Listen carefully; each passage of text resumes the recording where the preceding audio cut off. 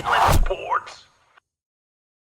And now join us here on the Inland Sports Show. It is a pleasure to have the new head football coach of the Orange Vista Coyotes, the one, the only Shawn Fleming. And Coach, congrats on the new gig. I know it's officially official now, but how excited are you to be the head coach of OV? Oh, I'm extremely excited. I mean, it's been some work to get to this point, but man, the school has my back. The staff has my back. The students have my back. So I'm excited. I'm extremely excited. Now, Coach, is this your first head coaching gig? Yes, it is. Yes, it is. You know, I'm starting off at Orange Vista. You know, I've been here for a while, but it's my first head coaching job. So, you know, being in football for a long time, in the back of your mind, did you always think, you know what, at the right place and the right time presented itself, I'd love to, you know, be a head coach somewhere? Is this kind of the right place at the right time for you? I think it's the perfect time. Initially I had head coach was nowhere on my spectrum. Coach Zomalt kind of pushed me into this avenue. I agreed with him. And for, I would say, the past 6 years, I've been working towards this moment, and here it is. Well, Coach, it's not like you're taking a program that needs to be rebuilt, you know, and return to their winning ways, man. Orange Vista is already one of the top programs in the Inland Empire. So with that said, if it ain't broke, don't fix it, right? Like, how do you keep this thing going and keep that momentum that Coach Zomalt built at Orange Vista? Man, we just keep it status quo. I've been here with Coach Zomalt. He brought me on his staff from day one. So I've been here building it with him. A lot of our coaches on our staff currently have been coaches that have been here for the past few years. So for us, it's, you know, we're losing a great coach, a great mentor in Zomalt. But man, we're still in the same situation. So it's almost, he was comfortable moving forward with his life and his career. He felt like it was in great hands. So we're ecstatic over here. Yeah, because you guys had so much success, which included a CIF Southern Section Division 5 championship the previous year, you know, was it important to the administration and you know, and I'm sure Coach Zomalt, you know, threw his 2 cents in as well, but was it important to maybe pick someone that was already on staff like yourself to continue that success that you've had and hopefully, you know, things won't, you know, it'll stay the status quo, you know, just keep going how it's been going. Right. I don't know if it was on their spectrum to try to find someone in-house, someone that's already been here and that's established. I think it just, you know, the stars lined up and they just had someone already in place, ready to go, who wanted this opportunity. So it just, you know, it just worked out for everyone. Well, Coach, I know your stud quarterback, Khalil Abdulaziz, he's coming back. You've got some other guys, you know, coming back as well. So talk about next year's team just based on who you know you're going to have next season. I mean, the cupboard is not bare. You got some dudes out there. We do. We're still a young team. We're a young team. Last year, we took some freshmen to the playoffs with us. Throughout most of the year, we had freshmen started. So we're still a young team, but man, we got the leader in Khalil Abdulaziz, and he's so focused this year. He's bringing the young guys up with him. Defensively, we got some good young guys. We got a senior in Braylon Turner coming back this year. Devin Sandville, who's going to be a junior, he's been a big piece to the puzzle. And then we had Noble Wilmot, who was a freshman last year, that started for us. He's going to be a big piece to the puzzle. And then offensively, we got some guys that a lot of people don't know. I don't want to talk about them. I don't want to let everybody know about them. You know, we got to keep some of the secrets in the cupboard, you know? No, I get that. You don't share all your secrets quite yet. They'll know. I'm sure after week 0, they'll know these guys. Oh, yeah, definitely. Definitely.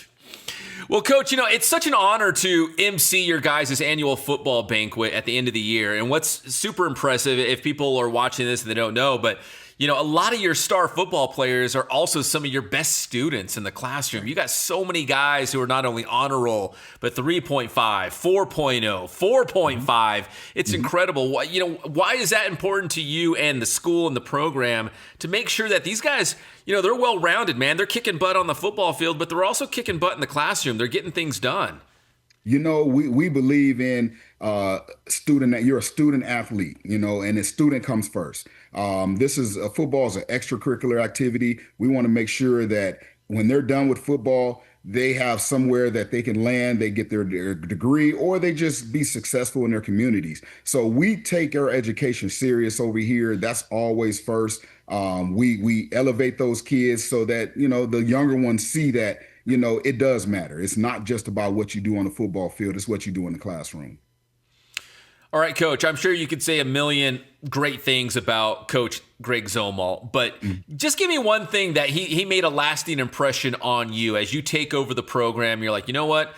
I like the way he did this, or I like his approach to this. We're going to continue that. Like, give me just one thing. Like, what's one thing that really he impressed upon you that you're like, man, that works. That's great. That is successful. We're going to continue to do that. Energy.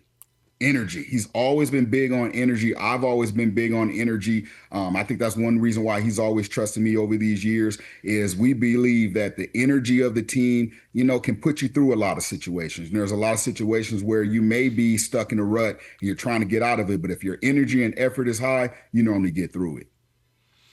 All right, Coach, let's talk about your non-league schedule because we know the Ivy League. We could talk about Rancho Verde all day, and that's still going to be a really good matchup. Right. But the non-league schedule, you guys always schedule some great opponents. Vista Marietta has been on there. I think Cajon was on there. I mean, you've played some really good teams in non-league. So off the top of your head, talk about your non-league schedule and maybe some of the matchups that we should keep an eye on. Oh, man, we start the season off with Apple Valley again. We had a tight game last year here at home. We go out to the desert. I'm sure it's going to be hot. That's an advantage for them. So we're trying to get our guys ready for that and simulate the heat as much as possible. Then we have Downey coming to us this year. That was a big game for us last year. High energy game. It was back and forth. So we're expecting them to be ready for us this year, and we want to be ready for them. We have Norco coming to us this year. Yeah, I know. It just keeps going. Bring it on. Yeah. And then we go to I believe Vista, and then we have Warren. So that's another LA team near Downey. That it's another good team that every year they got some guys over there. So our non-league, we want to make sure our guys are battle tested. We want to put them through the fire before we get to league, and then build upon that throughout the rest of the season.